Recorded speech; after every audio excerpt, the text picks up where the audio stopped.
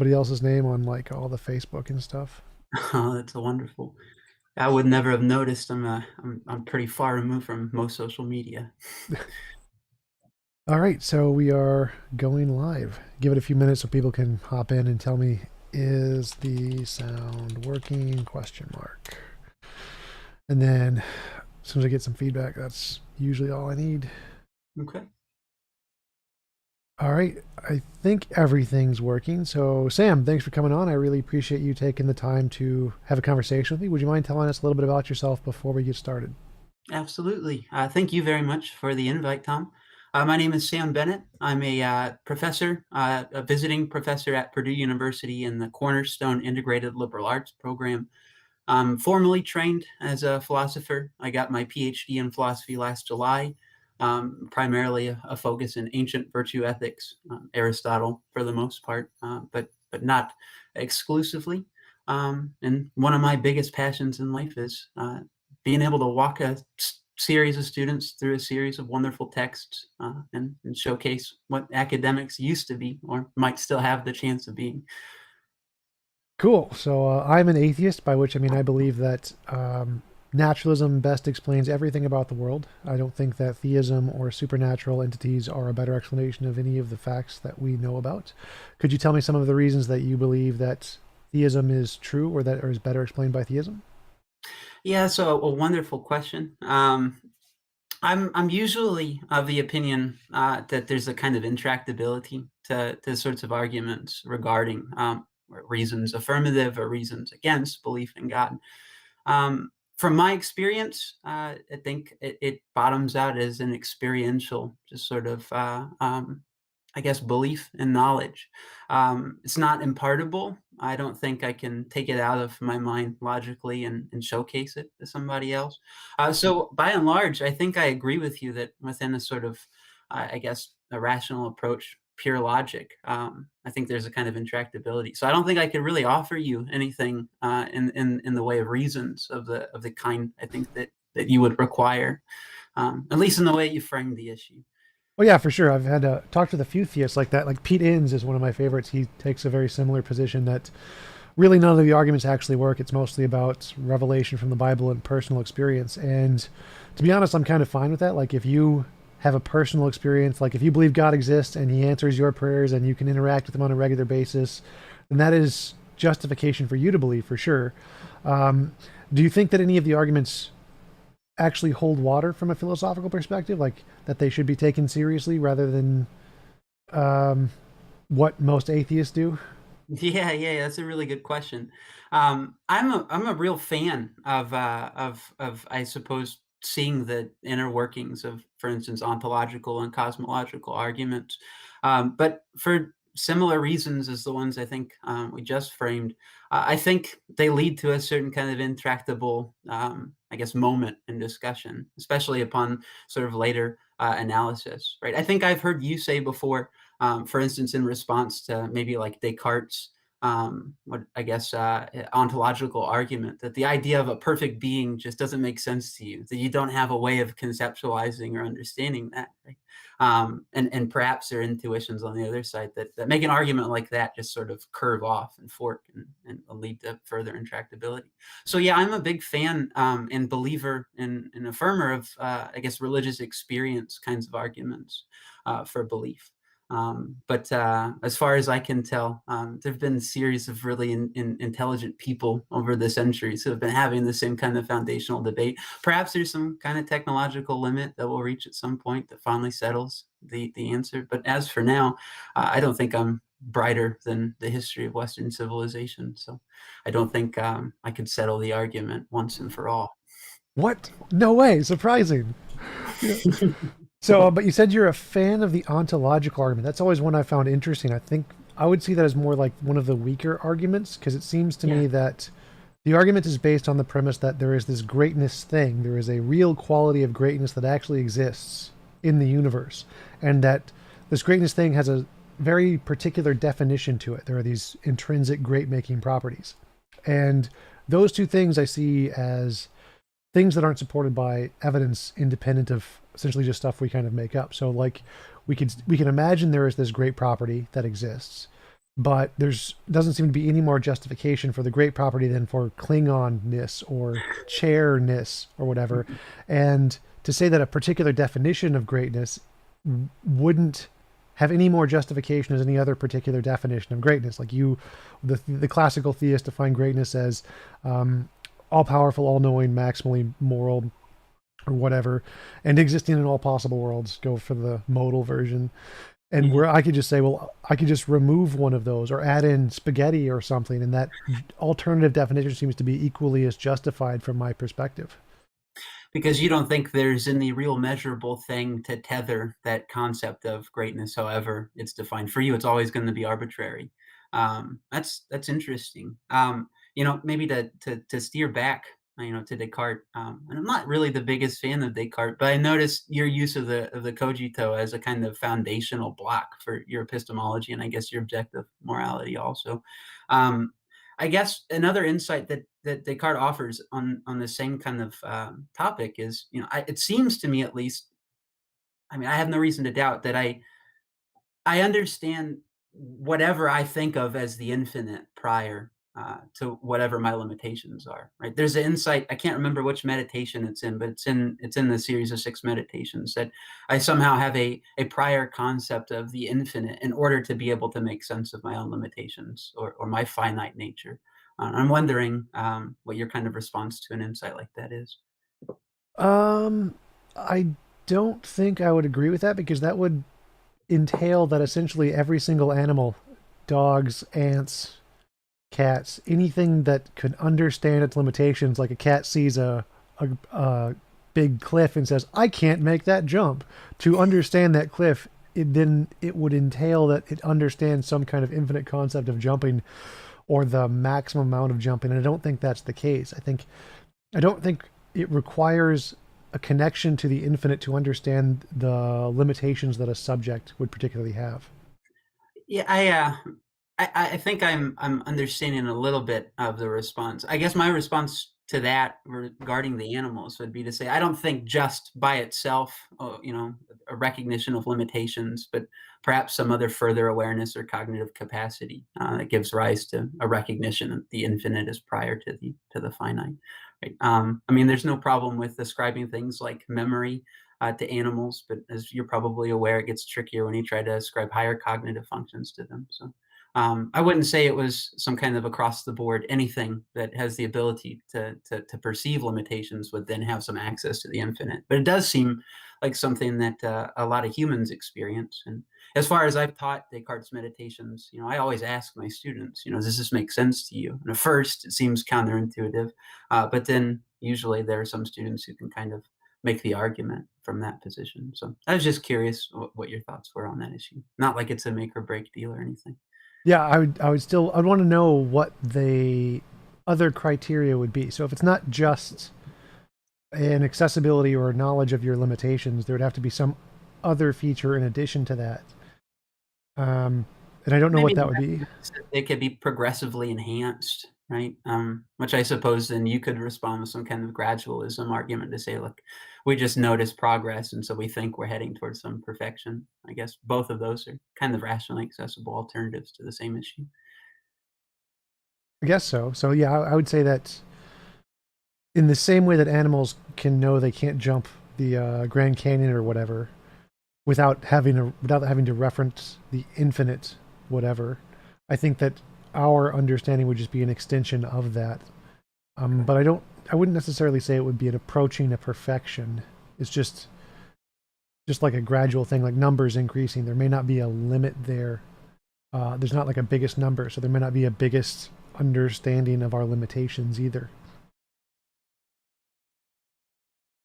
Oh, I think he froze because yeah, he had an internet connection thing.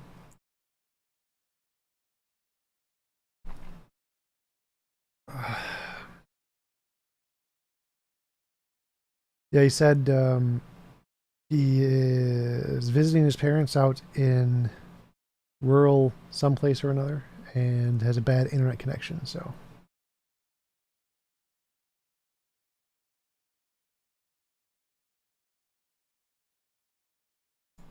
hopefully he just refreshes the page or reconnects.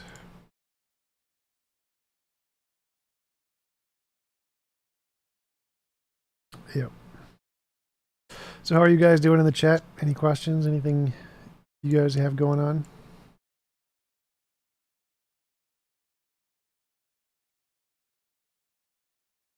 Coco B, I am as depressed as normal. How are you doing, Coco B?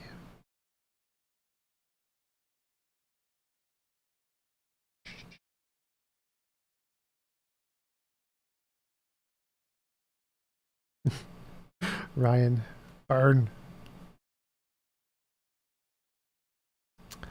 Hey, David, Albert, thanks for the like. Appreciate it. You sent the chair a gift. I'm slightly jealous. Buy my mugs, because these are nice mugs. Stainless steel chair mugs. Chair mugs.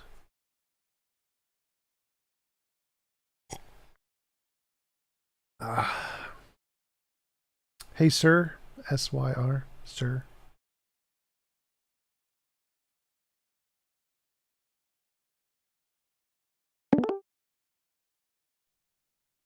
Hey. Hey, sorry about that. We've got a pretty massive storm coming through, so I think we're losing power. So I've got you Ooh. from mobile.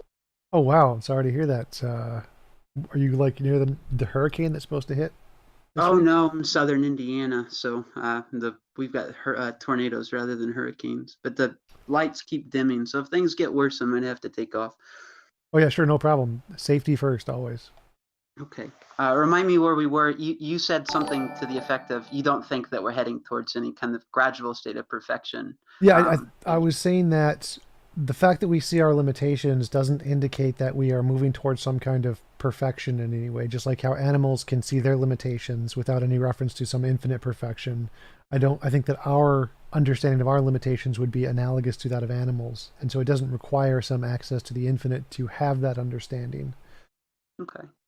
So I would say Okay. that like the concept of infinite had a discoverable beginning in humanity. We made it up at some point. And the humans prior to that, I don't think that they understood their limitations in the reference to an infinity of any kind. They just were kind of like the cats. Okay. All right. Um, yeah, so I suppose then you could just maintain something to the effect of, this is an imaginary phenomenon, the infinite, but it's still sort of instrumental, I suppose, in human development. Because, it seems like, at least from a historical perspective, it's been necessary for human beings to, I guess, depart from other animal species and I guess the ideations of I guess cultural progression and I guess you could say the evolution of societies, right? I mean, the idea that we could encroach upon something like perfection or fulfillment seems to have been the huge motivator for human beings. And if we give it up entirely, what do we replace it with? Oh, sure. So I definitely would agree that infinity, both as a concept for mathematics or whatever, has had a huge impact on our development. And the ideal humans have always had, that there is this ideal that we're approaching. All religions have. There is the heaven, there is the afterlife, there is the perfect being. So we definitely like to idolize some kind of an ideal state. I don't know if is such a thing. I personally think that we can define a perfect state, like the best of all possible worlds is the grounds of my morality, and I think that's more of a emergent phenomenon. I don't think it exists. I think it's more like a perfect triangle. Like I think a perfect triangle exists as a concept, and we can use that concept as a way to guide our actions to try to get as close to possible as making a perfect triangle, even though we can't make a perfect triangle. So I think that the perfection is more like that, more like an abstract ideal that doesn't actually exist, but is something we can use to guide our actions like a perfect triangle. Okay, right. So it's instrumental for all kinds of purposes, just like the imagined perfect triangle has been helpful for architecture and everything else under the sun geometrically. It's interesting. I guess that again kind of allows us to segue a little deeper into your objective moral theory, and I hope you're okay with talking about that. Sure. You mentioned best of all possible worlds, and I think I've heard you particularize that in a way. For instance, where every individual has a perfectly simulatable universe where they can sort of create anything that they want to, and that would be the best of all possible worlds. Is that your current position? Yeah, so it'd be everyone starts with their own world. You get your own universe. You get to make whatever laws you want in your universe, and this is true for every conscious being. You can't force any other conscious being to do anything they don't consent to. You can't force your way into their world, and you can't force them to join your world. And so, in order to visit someone else's world, they have to consent to letting you in, and you have to consent to their rules. And so, in this world, it would be physically impossible to force anyone to do anything they didn't consent to, essentially. Okay. Which I guess also touches on what I guess is maybe, I don't know if you'd call it an axiom or maybe like a first postulate of your moral system, which is a violation of consent is, I guess, the grounding for what wrongness is. Yeah, I don't think I'd call it an axiom because it's a conclusion based off the evidence. I start with moral intuition and moral progress and try to see the pattern in those two things, and then make a principle that describes the pattern. And then if this principle is true, I hope to make predictions about, well, if we discover other aliens, they'll have a similar kind of a pattern. And if AI can develop a morality, it'll have a similar kind of pattern. So I don't usually just start with it as an axiom because I think that's cheating. But I try to get to it as a conclusion of the evidence. Yeah, even if common sense morality probably does have a lot of intuitions that wouldn't challenge your view if you called it an axiom. But I suppose I guess it's proof of fairness on your side that you're not willing to just bottom it out there. So you think then that there are no cases in which overriding consent is morally permissible, except for sort of overriding other non-consensual harmful situations? Yeah, so I think as long as we're dealing with rational actors, there is no moral way to impose on their rights or their consent without their consent. Of course, if they like, I'd like to be your slave. You're like, all right, if that's what you want, that's fine. Yeah. So feasibly, then, if everybody had those desires or wants, and you could have a group A slaves, group A masters, and it would be fundamentally moral on your system. Yeah, so like if the way I see it would be is like Christians, if they want to be slaves to the God, the Christian God or whatever, and they voluntarily choose to do that, then I'd say it's immoral for me to stop them from doing that. Okay. Okay. Um, I mean, it obviously feels intuitively wrong, but it seems consistent with your system. I suppose then, do you have a way of accounting for, I guess, like for lack of a better term, cultural brainwashing, or I guess psychological molding? Is that a kind of is there a way to connect that to your consent principle? I mean, is it non-consensual to have like state organized educational curricula? Well, so in my model, we start with rational actors, so it wouldn't be like children because children don't have the ability to consent, and so brainwashing children would be immoral. But Mhm. if you essentially give a rational actor a piece of information, then they essentially have the choice to accept or reject that piece of information based off of who they are as people, what they value as knowledge. And so I wouldn't consider it immoral to present them with information and then them choose to accept it if they're a rational actor. Right. Um, and then I suppose then it all hinges on the definition of rational actor. Obviously, there's a maturity element, but clearly all mature human beings aren't rational actors. I think we can say from personal experience, at least I can. Um, so I guess then I'm not sure how you would account for something like propaganda on a widespread basis, where it would seem that you could have fundamentally rational actors who are just operating on false principles that had been repeated enough or somehow otherwise implanted into them as an undeniability, right?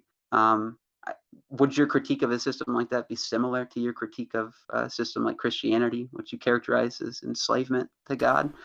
Sort of. So I'd say, like, if we put it in the context of my best of all possible worlds, where everyone designs their own universe, and someone builds a propaganda machine in their universe and broadcasts it, if other universes are open to accepting that information and then consider it and accept it, that's their choice. And I would say it would be immoral for me to stop them from listening to it if they chose to listen to it. Now, of course, if they weren't given the option and they were forced to listen to it, like in a country on Earth, not in the best of all possible worlds, then I would consider it immoral for sure. But if they were choosing voluntarily to listen to it and they chose voluntarily to adopt the information, I'd say that's perfectly fine. They have the choice to do that as long as they're not mentally handicapped. Okay. Um, so is there an action I'm sorry for asking 100,000 questions. I just think it's interesting, and I'd like to keep probing if you're okay with that. Yeah, absolutely. We can talk Um, about whatever. I'm happy to just chat.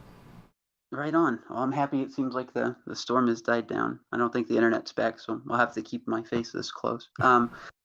So is it the case then that there is an action guiding element to your moral philosophy, or is it like I guess, a meta ethics in the sense that it's about morality and what grounds rightness and wrongness, but doesn't actually declare certain courses of action or life right or wrong? Yeah, it's more about the meta ethics. It's telling us what morality is, and then the way I like to phrase it is it's just to apply the Euthyphro dilemma. Is something moral because we ought to do it, or ought we do it because it's moral based off of some independent standard? I think Right. that from a meta-ethical standpoint, if we can know what is moral based off of some independent standard, then the oughts don't matter. We don't need any oughts in morality because we know here's the moral thing to do. And then we can just say, well, once we know what the moral thing to do is, we can just apply our language and say we ought to do it. But the oughts aren't actually intrinsic in the morality. So I more focus on the meta-ethical perspective. And then once we know morality, if you want to be a moral person, you can then infer this is what you ought to do, like a categorical, or not a, what's it, categorical versus what imperative? Hypothetical. Hypothetical imperative. So it's more of a hypothetical imperative where you apply the ought and say, well, if you want to be moral, here's what you should do. So then all action on the system boils down to just efficiency in relation to whatever we can conceptualize the moral real as. Since it's unobtainable, I guess, on your view, right? It's like the perfect triangle, can't be mapped into the universe, at least in any physical way. Well, Uh, that part I'm not. So the best of all possible worlds is logically possible. It is possible if we have enough control over physics, which is something that we might be able to do in the future. And we might be able to do like a halfway point if we can do it with computers like the Matrix. So the best of all possible worlds is halfway attainable. So obviously we can't right, undo things in the past, like we can't fix what Hitler did. And that would right. be to really achieve the best of all possible worlds, it would have to prevent Mhm. any involuntary imposition anywhere in history. And so obviously we can't do that. But we might be able to get there in the future where we fix Yeah, any future impositions. yeah. I'm not sure how achievable that is. I mean, obviously, you're not claiming that it's easy and that there's some kind of like majority probability in your favor. I'm just not. I'm not. We would have to transcend nation states in some significant way. We'd have to transcend all political order in some significant way, and maybe thousands of years into the future, we can all hook up into the machine and have our own isolated universes. I'm not sure I'd want to visit anyone else's, and that's the kind of problem I have with your best of all possible worlds. I fundamentally think humans are political in nature, and if I could just have it all the way I wanted it, I mean, Yeah, obviously, there's some I don't people see who this as a problem. I see this as a benefit. yeah, but then like I suppose you could fabricate a copy of me, right? That would fundamentally have my character and personality. But would it have my creativity and my originality? I'm not sure. Well, it wouldn't have But your consciousness, so it would be immoral to make anything with consciousness without giving it its own world. But you could make it like an AI that didn't have consciousness that just simulated it, like a P zombie. Dude, you can make as many P zombies as you want. so you so it's moral in your view to make something that approaches as far as possible consciousness, doesn't meet the limit, and you could do fundamentally whatever you wanted to it. Yep, essentially it would be no Yeah. different from a computer program.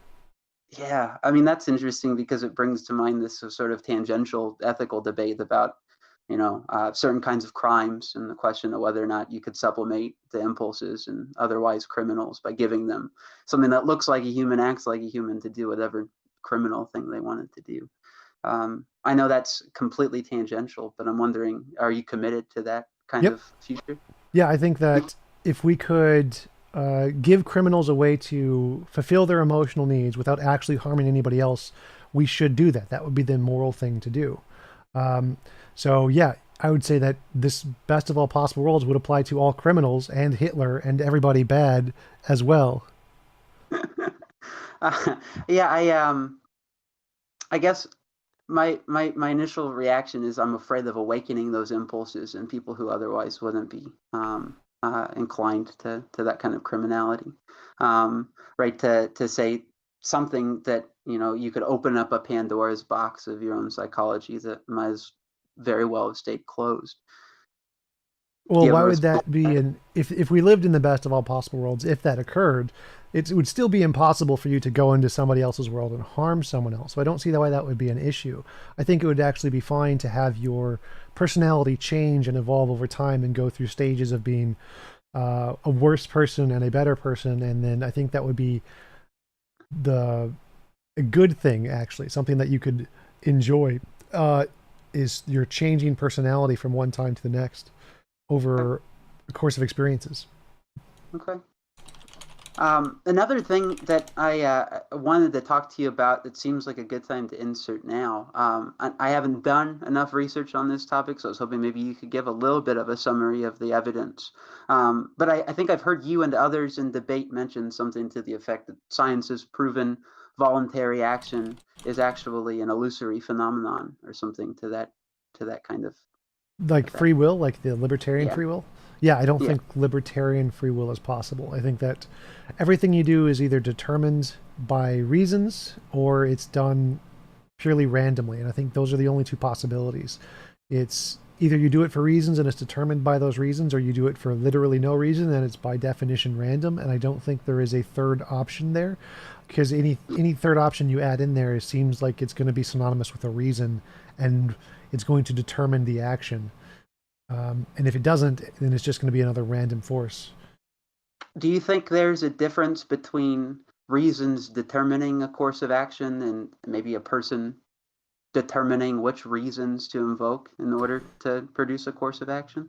No, I don't think so. So I think that the ultimate choice of, like, if I choose reason X, if we just take that action as a choice, well, then how did you choose that reason? Did you choose that reason for other reasons, or did you choose that reason randomly? It seems like no matter how far back you go in the state of things, whatever choice you think the person fundamentally makes must either be done for prior reasons or must be done for no reason. Hmm. So the grounding of prior reasons isn't capable of giving rise to multiple courses of action? So you couldn't have some causal reason X that could give rise to effect Y1 or Y2 or Y3 or so on? I don't think so. I think that, like, it's possible. Like, if you imagine some reason X that gives you three possibilities and they're exactly equal on probability, like 33.333% or whatever. Well, Ideal. so ultimately, the only way for you to choose one of those reasons would either have to be just a random choice, like you just randomly, because they're all exactly the same probability, so you just randomly picked one, in which case it's completely undetermined. It's completely random, or there has to be some other factor that increases the probability on one of them more than the others. Hmm. Because Okay. I don't see how a free will, if you have a reason that gives you exactly three possibilities of exactly the same probability, how could you make a choice between those without a reason that increases the probability, or without it just being random? I don't see how it's even possible to do. Well, so I maybe this is off the wall, but maybe I could bring in something that I've spent a lot of time thinking about, and it's the concept of, I guess, lack of self-control or unself-control in, I guess, human ethical environments or situations, where someone knows what the right thing to do is and has a kind of determining reason, but nevertheless has desires that are strong enough to pull them into a different sort of inclination. On my view, the reasons haven't done the determining and the desire hasn't really done the full determination either. There's some kind of combination of something like an appetitive human element and a rational element. And I don't think then, I'm trying to connect this back to my initial insight. Right? I don't think that's a case in which the reasons are doing the determination entirely. I would say that it's the desires that would be doing the determination in that case. I would say that we can have a desire to do mutually exclusive things, like I would like to eat the ice cream, but I'd also like to not be fat or whatever. But I think that ultimately the determining factor in the choice is whichever one has the greater electrical impulse in the brain, more or less. So I think that the desire or the rationale, whichever one is more developed through neuroplasticity, is in fact determining the choice. I don't think there is a way, I don't even think there's a logically possible way for choice to have its own kind of ontology in that situation. I don't think that if we assume that there is this third kind of thing, of the choice thing, how could it make a decision without that decision being determined by prior things, or it just being completely random? I don't know how such a thing could exist. Even if you identify choice with action. What do you mean? Well, there's a kind of tendency for people to think that choice is something that is prior to acting, right? That one makes a decision and then one follows through on that decision or something to that effect. And I'm not sure I agree with that. I think sometimes choices are actions, and in many cases, right, commitment to a certain course of action is already there. So I don't know. Yeah, sure. I'm happy to grant that. So even if we say that the action itself is fundamentally the choice, if you take an action A over action B, in order to take action A, either you had to do it for some determined reason that made your brain choose A over B deterministically, or it must have been completely random. Like there was nothing that made it one way or the other. It just was like a quantum fluctuation of some kind or whatever. But I don't see how it's even logically possible for there to be a third option in that situation. Like even if we grant that this choice action quality exists, I don't know how it's even possible for that thing to make or to take an action without that action either being determined or random. Okay. So you don't think there's any third option? This is something that, I'll be honest with you, I haven't thought a heck of a lot about. I was honest with my lack of research prior, but I'm happy to have heard you fulfill it a little more, so that in the future I can think about worthy objections, I hope. Cool. I'm pretty committed to the idea of the voluntary because it seems true to me, and it does seem like in some sense I can be held responsible for my actions.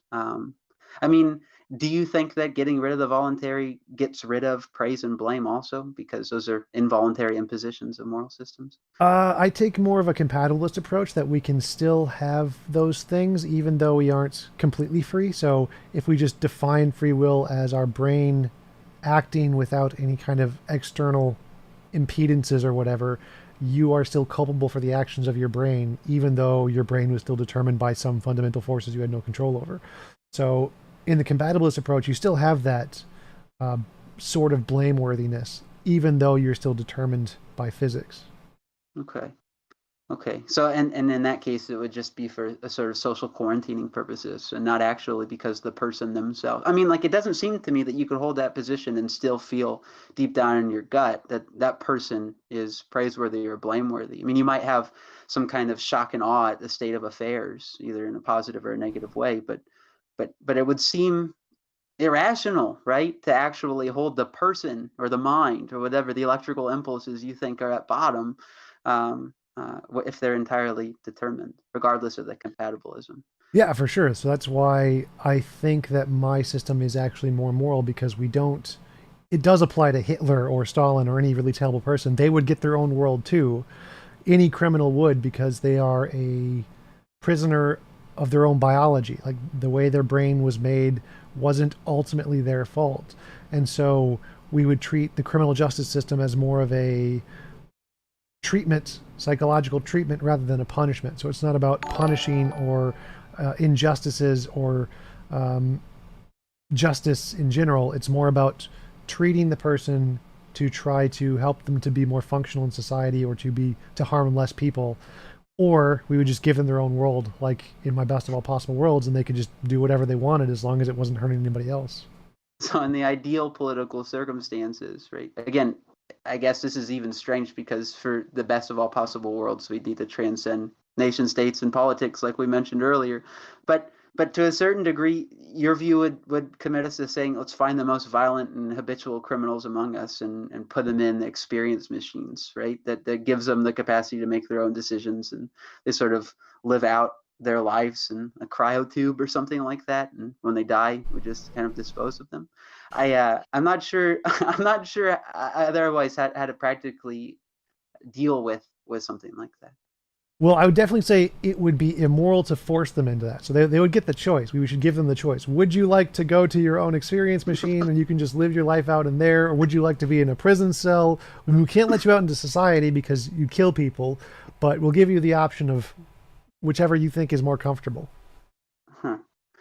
I mean, I feel uncomfortable with the system unless we had a good enough predictive model for determining what people's choices would eventually lead to, right? I mean, do you think then that we could be certain about a particular criminal's capacity for rehabilitation?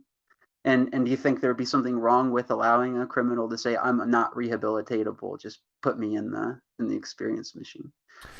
Um, I mean, obviously, we couldn't know for certain if somebody was or wasn't rehabilitatable, but I think that they should be given the choice one way or the other. So if they want to try to be rehabilitated, they should have that option. But if they don't want to and they want to continue being who they are, they should have that option too. And so maybe if they just want to be in the experience machine for 80 years or whatever, and then like they have a change of heart, you're like, I'd kind of like to be rehabilitated now. They should have that option also. So I think that I would leave both options on the table, but I would give it a choice to the individual rather than force one on them, force one on them without their choice. That makes sense. I guess it just doesn't accord with my experience of people who hold one thing at one time period and think that they were completely wrong in the future, right? I think about people who battle with really difficult times of mental illness, or a person who's faced with a choice, 80 years in the experience machine or 40 years in a prison cell. I don't understand how to conceive of that person in that moment as a rational actor, right? I mean, I could imagine shaking. I can imagine lots of electrical misfirings, you might think. I mean, not clear, focused thoughts, just, this is the time to choose, and I guess I have to make it, right? Um, Well, just to clarify, so I wouldn't give him like 80 years or 40 years here. I'd say you can pick one, stay there as long as you want, and then we'll go to the other, and you can just go back and forth, choose whichever you want, whenever you want, and changes occur, and that's perfectly fine. So I yeah, wouldn't. that's my mistake. I that was, but and in some sense, it seems irrelevant to the point I want to make. And it's just that how are you going to be sure that the people making these choices are qualified as rational agents in the moment that they're required to make those choices? Well, I'd probably use the same standard we have today for assisted suicide, essentially, in all the different countries that allow it. Like, as long as they meet the same intellectual standards, then I think that they are considered rational actors and have the right to decide for themselves what would happen, what should happen to them in their lives to the greatest extent that we can allow. And so, if we have a reasonable standard of what we can, if we can assess whether or not a person is a rational actor and is in a position to make a choice not because of a mental disability or depression or whatever, and they are actually making the decision for themselves, then I think that that standard is good enough in this case too. Yeah, I suppose you could introduce a standard like that. I guess I'm having a hard time thinking about a model standard that would be applicable in all of the cases it would need to be for something like even a step towards the best of all possible worlds that you suggest. I'm not saying this because I'm trying to debunk you or anything like that. I'm saying this because I think it's an interesting objection I'd like to hear more about. How in the world are you going to account for all these people making rational decisions? I mean, are you going to need some kind of advisory board that makes sure that the criteria are met in all possible circumstances, or at least partially met in all? I mean, obviously that's the case with assisted suicide, but if we do reach a technological point where criminals can choose which direction they want to go in, or I mean, how do you need to treat them for potential mental illnesses before you let them make the choice, and so on and so forth? It just seems like an interesting area to continue considering. Yeah, for sure. I mean, we would definitely have a fallible system. It wouldn't be perfect, and we wouldn't claim it was perfect, but we would do the best we could with the limitations we have, just like we do with the assisted suicide system. So if we deemed them to not be mentally healthy enough to decide for themselves, then we would require them to go through some kind of psychological treatment to get to the point where they're mentally healthy enough, and then they could decide one way or the other. And I think that's reasonable. I think that I don't think we need a perfect system to implement this. Just we need, as long as it's making progress, trying to become better over time, just like any scientific or psychological field. I think that's good enough. We just do the best that we can given our limitations and strive to move closer to that perfect triangle. Yeah, no, and I'm totally following and tracking that. I'm having trouble determining a kind of intuition of my own given the fallibility idea you brought up. If our societies are fallible, do I want to give people as many choices as possible within that fallible framework? And I guess it depends on what kind of fallible society we're talking about, because it seems like you could maximize pain and suffering or imposition of volition by following that train of thought. But I don't know. The question of the rationality of the agent and the relevance to choice making is obviously interesting. But I appreciate you for humoring me on that front. Yeah, absolutely.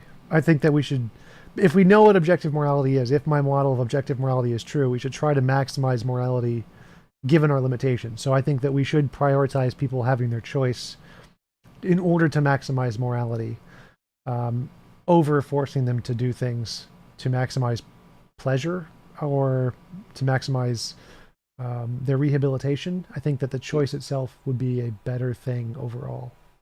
Yeah, I mean, I don't think anyone's going to disagree with you that, self-chosen rehabilitation is probably more successful in the long run. But it also doesn't seem to me, I've known lots of people who have struggled with all kinds of different substance abuse problems, and it still seems successful in many cases to sort of get them thinking more rationally if you impose some kind of punitive structure that they didn't enforce upon themselves. And I guess another interesting question to pose to your moral system is, do you think all good character change or all good moral development could happen internally? Or do you agree that there are some kind of external forces that sometimes are necessary? Well, it depends what you mean by moral there. So, since my definition of morality is consent, forcing someone to change who they are, even if it's to change them from a murderer to a regular citizen, would be immoral if they didn't choose it. So, it would be immoral to force someone to stop being a bad person if they didn't consent to doing it. As I think that the only reason to do that would be if it was pragmatic. Like, so we have to force you to change, or because we're trying to protect everyone else in society, and this is the best way that we can, this is the least immoral thing we can do in the situation to accomplish that. So it would be a justified immoral action to force someone to change who they are to make them fit into society. But I would consider it to be immoral, even if you're changing them from being a psychopath murderer guy. Yeah, that practical turn catches a lot, and I guess another thought that may be worth pursuing is, wondering how often you can turn that pragmatic direction without sacrificing, the moral theory. I say one thing, but when push comes to shove and it comes time to act, we've got to defer to inferior principles or principles that your model morality would reject forthright as even fitting inside, right? Oh yeah, I'd say that's the majority. I'd say the majority of the cases we're going to have to choose the pragmatic lesser evil over the objectively moral thing to do. But I don't think my model of morality is meant to be pragmatic. I don't think that we should have to choose the most moral thing in the most cases. The goal of the model is to describe what morality would be in all possible worlds, essentially. And so choosing the objectively moral thing to do would only apply if we lived in the best of all possible worlds. Like if we had a world where it was impossible to force anyone to do anything they didn't consent to, what would be the moral law in that world? Well, this would be it. And then, well, we're not in that world, so we have to scale back and say, well, what's the closest we can get to that world? Just like we can't draw a perfect triangle. 0 people can draw a perfect triangle. Yeah. Mm-hmm. But so we have to act within our pragmatic limitations, but we can still say that that's the ideal. That is still better than the ones we draw. It's the actual perfect triangle is actually perfect, and ours are actually not. But that doesn't mean that the idea of a perfect triangle is less important or less significant just because we can't literally make it. Yeah. Okay. Right. I suppose then, the next question I have is if this kind of reflective equilibrium process, which I hope that's a fair way to evaluate it, right? If it doesn't eventually get us a perfect triangle, but gets us to the nearest to perfect triangle that we possibly can get, but then is it done, or does it just continue to sustain that state of affairs? Your moral system, does it have an end? I mean, or one that would be surpassed by yet another moral system, or is this one just all there is to say about the matter? Well, the goal is that this one is all there is to say, is that once we reach a world where it's impossible to force anyone to do anything they can't consent to, we've essentially achieved the most moral world we can have. And then voluntary consensual based interactions are all fine. And then we would just move on to valuing a different property instead of morality. We've achieved the best moral thing we can possibly do. Now we're trying to achieve a different property, a different maxim, depending on who you are, what you value. Okay. Okay, that's interesting. Are there any really strong objections that you've heard to your system that you think are fascinating and worth pursuing? I mean, I don't want you to say here are my weak spots, but I just wonder if you've heard any maybe non-realist objections or moral realist objections from a different angle that have I guess piqued your interest and made you feel like there's some flattening to do around the edges of your moral system. Well, the hardest one is, of course, we can't prove it exists. We can't like discover the moral law and be like, here it is. Like, it's just hypothetical. And so since it's purely a hypothetical and there isn't any empirical evidence that we can really prove it exists, that's, of course, the weakest point that it has. It's just, since we can't demonstrate it exists independent of imagination, it's more or less a hypothetical model. And that's the strongest I can make it without some kind of empirical evidence. But fundamental errors in the theory itself of how to like model the hypothetical, the hardest thing I would imagine would be people choosing to suffer. Just it's like, all right, so I think one of the objections is what if you make a choice today, like for the next 80 years you're going to be in complete suffering, and 75 years from now you say, I don't want to do this anymore. Which conscious choice supersedes the other? That's a tough one, because since the imposition on will law, like which will supersedes, the past will or the present will? My inclination is that the past will would supersede, but that part I'm not sure on. Right. It seems like if you wanted to say that, I mean, my initial impulse is to say that you would have to have some kind of theory of promise making in your system that may, unless you could find the way to fit it in, involve, introducing a kind of plurality of principles, right? I mean, rather than just the imposition principle, but you need something like prior promise or prior contract usurps, or is stronger than any future breach of contract. Well, I would still put that in the imposition of will thing. So your will is to have to suffer for the next 80 years. And so if I violate that, I would be violating your will from who you were at time X. So that would still be a violation of will. But there is actually like a contract rule. So like if you agree to a certain contract consensually, you've agreed to that contract, and you breaking that contract would be a violation of the will of the person who you agreed to the contract with. So like cheating on your wife.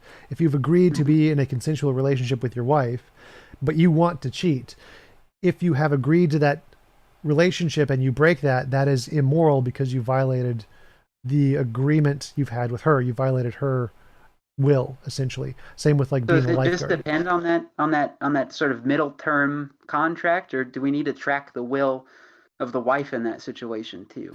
Well, yeah, it's still the will in that case. So if someone comes to you and says, I would like to make a contract with you, or which is, you could be anything, any kind of shared will-based agreement, like I'll let you into my world if you follow these rules or whatever, to not abide by that would be violating the will of the person who you are in that relationship with.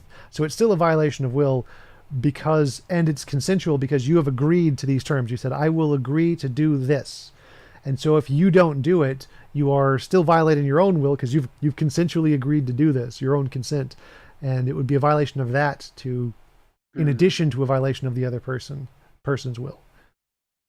I just think of otherwise happy marriages that have their ups and downs, and I can think on certain days that perhaps one partner of the marriage would say, I can't stand this person anymore. I want nothing to do with him, while the other person was still madly in love.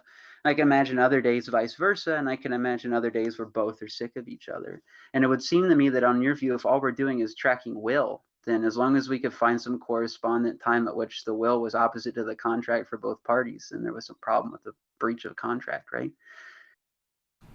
Sort of. So, but again, that would go back into prior will versus current will. Like if you agreed to both be together forever, for all eternity, and you can't ever breach that contract, then even if both parties would then disagree, it would be like the guy who wanted to be tortured for 80 years at 75 years being like, I don't want to do this anymore. And so it would get into the same kind of distinction between which will should be superseded, the past will where you agree to this contract or the current present will. I think that the past will supersedes that. Okay. So I'd Okay. say that Yeah. the contract would hold, even if you both want out. But two parties to a contract meet and they decide that it's over and done with, right? I mean, doesn't the contract dissipate? Yeah. Right. And so I'm just trying to figure out why there's this tether to the actual contract entity itself that you're adding outside of just the will of, the participants, right? I mean, maybe it's practical for our discussion purposes, but it seems like the will is all that matters here of both parties in that marriage, right? Right. So So I'd say, but the will of the person when making the contract is still a will that we're considering. So if you will to be in a contract forever, all eternity, and you have willfully consented to be a part of that contract, that will is the one that you would be violating if you broke the contract in future. okay. So if both parties got a divorce, right? I mean, you would consider this immoral? Only if they both at the start of the agreement said we will never ever leave each other, and that's like a part of the agreement. So if they said we will be with each other for as long as we want to be with each other and allow for the possibility of divorce in the future, perfectly fine. But if they have before that at the point of marriage said we will never leave each other, that is not a part of the contract, we cannot do that, then it would be immoral to break the contract. Yeah. Yeah. I guess another interesting thought is, what about when the language of the contract is different from the concept of the party has to the contract, right? Or there's something smuggled into the contract that someone didn't realize. Obviously, there's a breach there. And I Yeah, guess that would be immoral. So it has to okay. be for it to be consensual. You have to fully understand everything in the contract accurately. You need informed consent, right? Yep. Okay. Yeah, 100%. That's interesting. Yeah, I guess I don't understand why you want to give preference to the prior will, rather than just tracking the will across time and saying it's different now. So this is the will that matters. I Yeah, mean, can you that's a explain well, it's just why you feel compelled that the prior will takes precedence? mostly just an intuitive jump. Like if you want to say the present will takes precedent, that's possible too. Like either one of those are possibilities in my model. I tend to think the past will is more important, but that's just a guess. Maybe the present will is more important. Yeah, I don't know. I think if we want to give room to progress, development, and whatever into the future, then we better not prioritize the past will over the present will, because we'll be, I suppose, held captive to things that we don't want to be held captive by anymore. Well, yeah, I would say that don't ever make any eternal will-based agreements. Like, don't ever will to do anything eternally. Be like, I will to do this for now, but I'm allowed to change my mind. That would be my one caveat. I had a graduate professor who made a similar joke once. He's in a Spinoza seminar said, be careful with ontological arguments for the existence of God, because one false move and all of your Sundays are booked for eternity. Which I don't know, in the same vein, is pretty funny. Yep. All right. Well, I do think I've got to zoom out of here and spend a little time with family. But I do want to say thank you very much for the time you've given me today. I hope I was a satisfying interlocutor. Yeah, absolutely. Thanks for coming on. Really enjoyed chatting with you. Would you like to is there any place somebody can find you or check out your YouTube channel or your work at all? Yeah, you can. The only thing I have online right now is a kind of conference presentation on the concept of virtue signaling. So if you look up Sam Bennett, what is virtue signaling and why is it wrong on YouTube, you'll find that, along with a bunch of interesting first drafts of songs that I've written over the past few years. Cool. Thanks again for coming on. Really appreciate you taking the time to have a conversation with me, and it was really pleasant. And I will let you go spend time with your family. Thank you very much, Tom. Stay in touch. Yep. See you later. Bye. Bye. All right, guys. How are you guys doing? Anything in the chat? Any questions? Anybody hanging out? End all aid to Israel. So I actually think that that's a bad idea. Like, I think that Israel is sort of in the right. I think Palestine is technically the aggressor in that situation.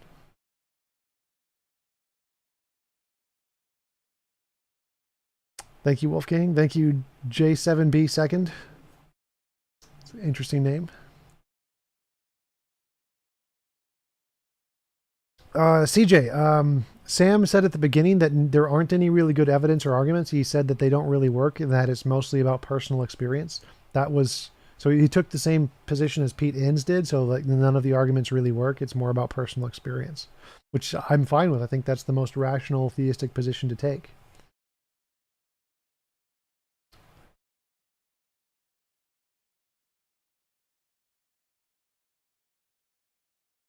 Wolfgang, I don't think I would say Israel is more wrong. So I think that in order to know if Israel was in the wrong, you'd have to compare their actions to like a global average. So if we think war is a thing and in war people are going to do bad things. So we know that there's going to be evil in every war.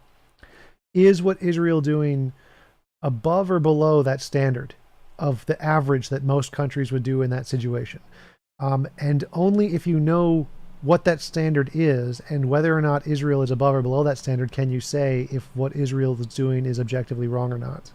I think that Israel is probably below the standard. I think that if we compare what Israel has done in the Israel-Palestine conflict compared to what Russia or China or America or Great Britain or South Korea would have done in that situation, I think that Israel is far less immoral than any other or the average of other military states and what they would have done. So I think then that's why I think that Israel's actions are actually on the right side rather than the wrong side of the average.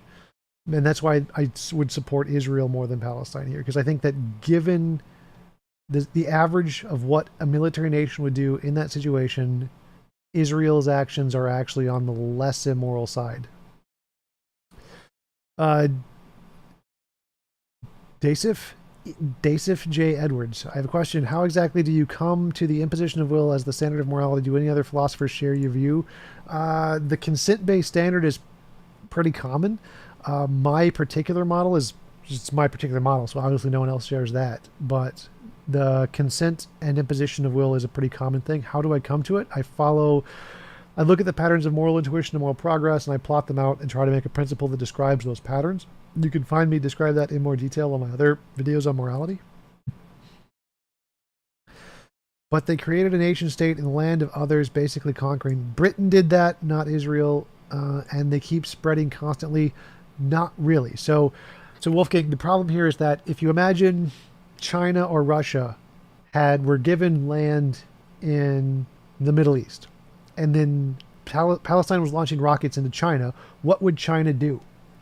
Palestine would have been gone. If like, imagine the 7 Days War and forget the other one, the Israel War with all of the other countries. If that had happened to China, the Middle East would be gone. It would just all be territory of China. It would just, the entire place would be Chinese. There would be no land that would be allowed to be Muslim territory. After Israel won both of those wars, they gave pretty much all of the land back. They just gave it all back. Like, we won, we can just literally take all of your land, but we're just going to give all of it back. And pretty much no other military country would do that. Everyone else would just take it, occupy it, own it, be like it's ours.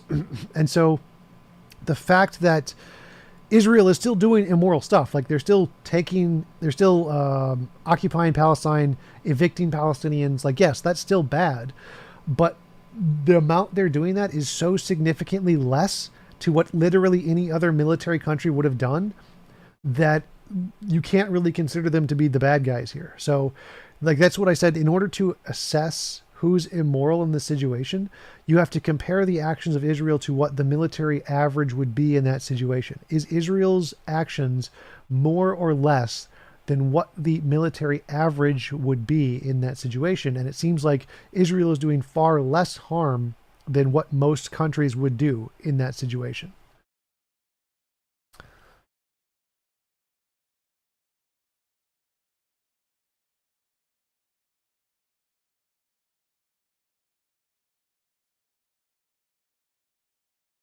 Shout out to Don Fullman, Skeptics of Middle Georgia. They support my channel. Go check out the Skeptics of Middle Georgia. There's a link in the description. Also buy mugs. Buy mugs and shirts and stuff. Links in the description.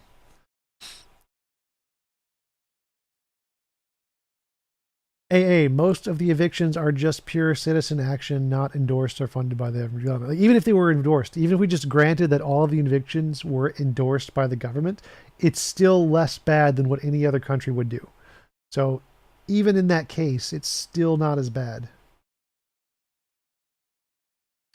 Well, Wolfgang, there's tons of solutions. Like we could just, my solution would be move all Israelis to Montana. I want all of the Jews to move to Montana. That would be a great solution. Like, Jews are awesome. They're great economically. They invent a lot of shit. They're technologically brilliant. They're very educated. They're very hardworking. We should just move all the Jews to Montana. That would be the solution. Of course, they don't want to leave their Holy Land, which would suck, but I would just want to move all of them here because they're great. Jews are awesome.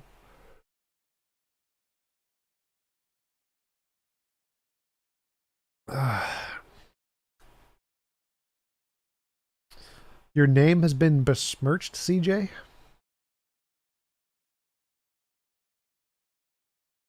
Donald Heisa, yes. That's exactly what Russia did during the Crimean War. Yep, and what they tried to do with Afghanistan and what they've done in every war and what most people do in every war, they just take the land and they don't give it back. Israel is like one of the extremely few nations that actually gives it back.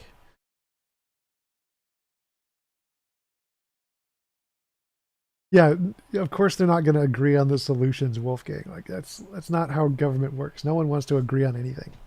Um, like honestly, if the Middle East was smart, they would essentially just give control to the Jews because the Jews do so much better economically than most Middle Eastern countries. And so you could just use that and be like, you guys are doing amazing. Here, you guys have all of the stuff. We'll stop bombing you. And then the economy of the Middle East would just explode. Like the Middle East would be just as powerful as America or the UK if the Jews took it over.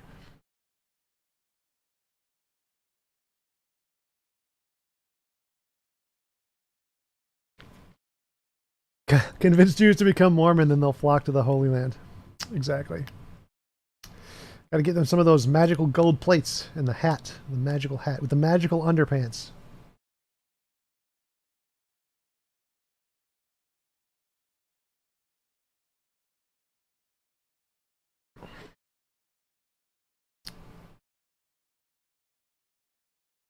Do I think Israel's policies and actions are going to change with the new PM?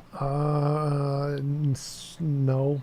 I think that in Israel there has been a much bigger influence of the more religious sects, which means they're probably going to get worse. Like the more religious people who get involved in politics, the worse it becomes.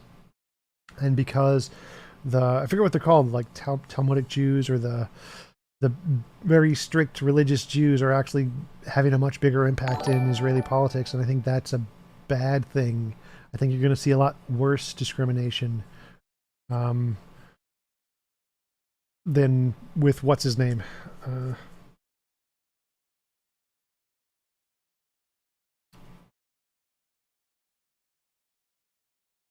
Do you think Israel's economic success isn't primarily due to the U.S.'s current aid? No, Israeli success is not due to American aid. It's due to their innovation. Like, Jews hold like a quarter of all Nobel Prizes. That's not because of American aid. That's because Jews work really hard at shit.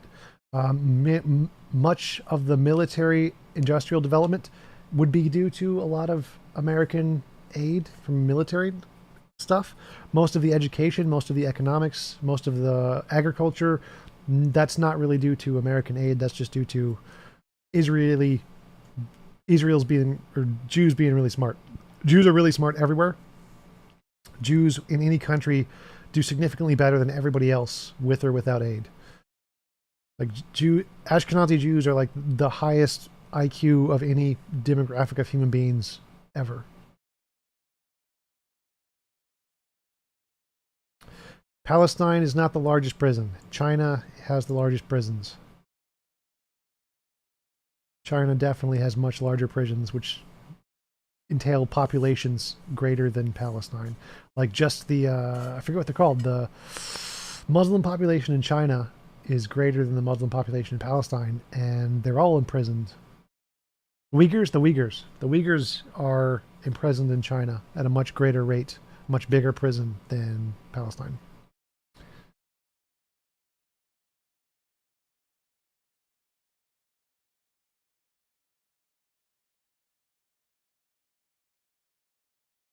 Doesn't all-powerful God also need to be omnipresent? No. Kokobi, yes. So Israel is less evil. That means it's not in the wrong. So in order to assess whether someone's in the right or in the wrong, you have to compare the pragmatic limitations of what they're doing. So war is bad. In any war, there's going to be bad stuff. And so the question is the government in the war doing the average level of bad stuff above more than the average level of bad stuff or below the average level of bad stuff? And that's how you know if they're doing good or doing just objectively bad. To me, it seems like the Israelis are doing below the average level of bad stuff by a significant margin. Like, did they do more to try to limit civilian casualties than any other government has ever done in any war? Like, America didn't give a shit. America just bombed the crap out of the Philippines, which were American citizens, and killed them all. No one cared. We literally just destroyed any building that they thought terrorists were in all the time.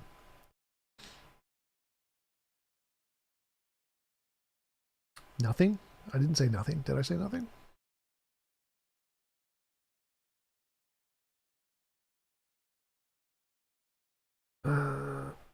Thank you, Greta.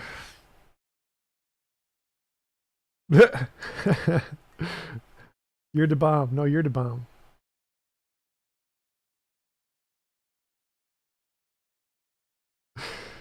Barn. Tom, where did Israel get its land from? Britain? Well, Chris, remember, there were 2 wars started by the entire Middle East against Israel where they could literally have just had ownership of the entire Middle East. So all of their land was given to them by the fact that the Middle East attacked them. Israel won both wars, and so they could just own everything. They just chose to give it all back. Chair merchandise, I got chair mugs and chair shirts, but if you want to buy a chair, they're like $1,000 on Crandall Recliner.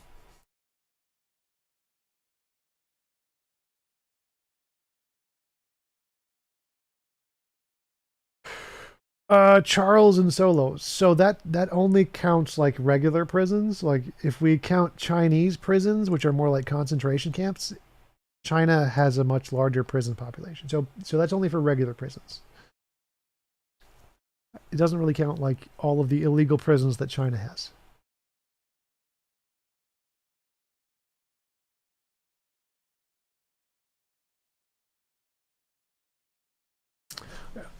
I got mine for a discount. Like I got mine for like $300. So, because I went to an outlet store, I think an outlet, I forget, one where they sell them with sales. So like they have the main retail store, and then they have their backlog stuff. And if you go to the backlog stuff, they get it way cheaper. So mine costs like $300, even though it's the really nice one made of suede.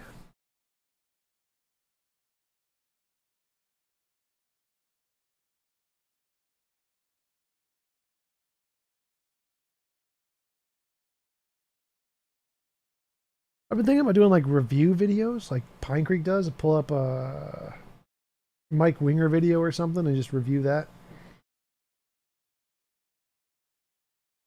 Tell Scotty to unban you. Like, if you want me to do anything on Discord, you got to pay me because I'm too lazy. Ryan, no, there's also tumblers. So this is a 24 ounce. This is a 24 ounce mug, and there's also tumblers that have like a top on them that you can carry around with you. So those are the 2 options I have. Like, I mean, I can also get like coffee mugs and stuff, but I just think those are too cheap. Those are like $5, and they sell them for like $20 on Teespring. It's dumb. These are stainless steel. I like stainless steel. Stainless steel is actually worth $20. Goodwill doesn't sell chairs.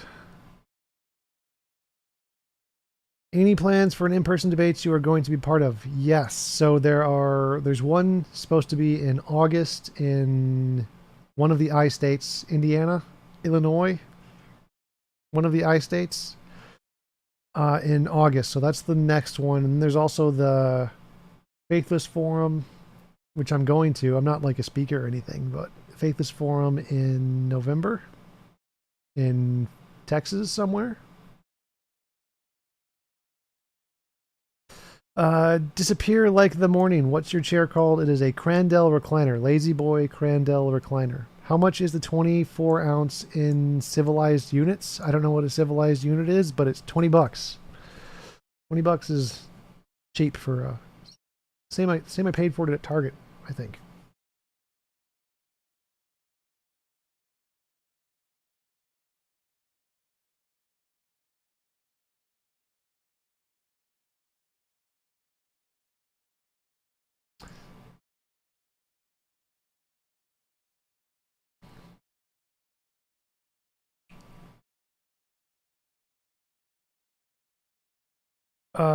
Size, it's this one is 24 ounces, so 3 cups, and the other one is 20 ounces, so almost 3 cups, 2.5 cups.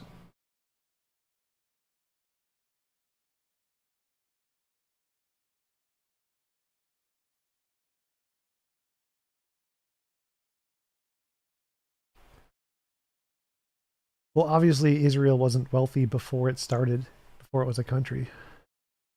Awesome, thank you, Ryan. Appreciate it. Appreciate the support.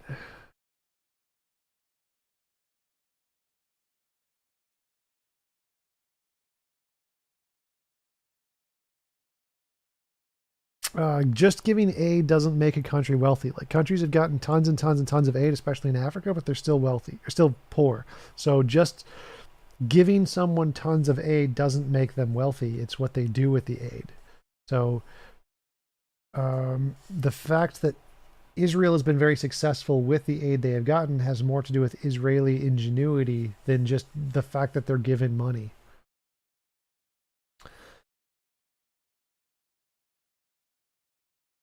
The chair changes color with different temperatures. Like, you just get one of those markers and just color it in, one of the color changing markers.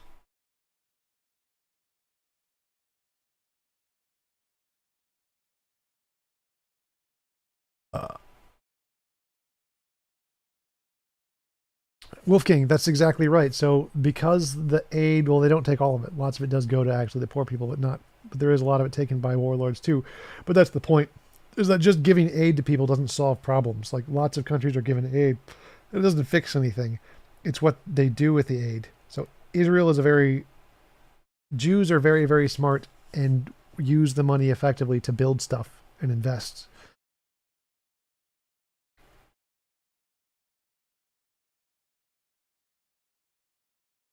Well, even when there's real governments, just giving aid doesn't solve anything. Like, there are real governments that have been given tons of aid.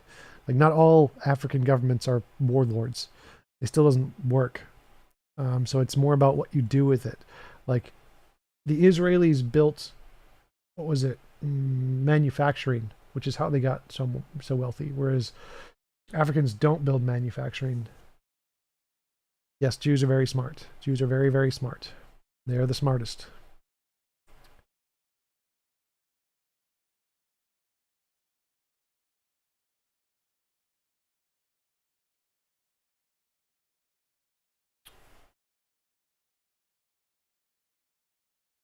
Hmm. Hmm.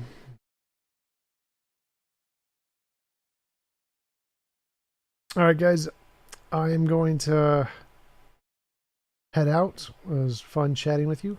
Good conversation today. I will see you guys tomorrow for the Q&A and the poker game. I'll probably stream the poker game again. Why do you think Africans can't build up the ways Jews did? Because the Africans deliberately don't build up manufacturing. They're avoiding it because if they build up manufacturing, they lose funding from big companies.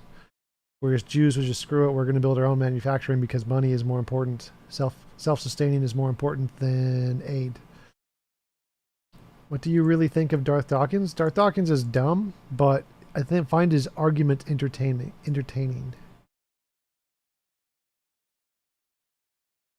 They got Nobel Prizes because of nepotism. No, Nobel Prizes aren't because of nepotism, they're because of discoveries.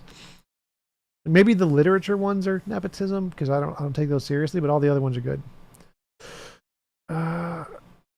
Is this the kind of chat you do when you're gaming? Yes, Coco B, this is the exact same kind of chat I do when gaming. Except I do it with voice, so you can join my Discord and actually talk with me in person or via voice.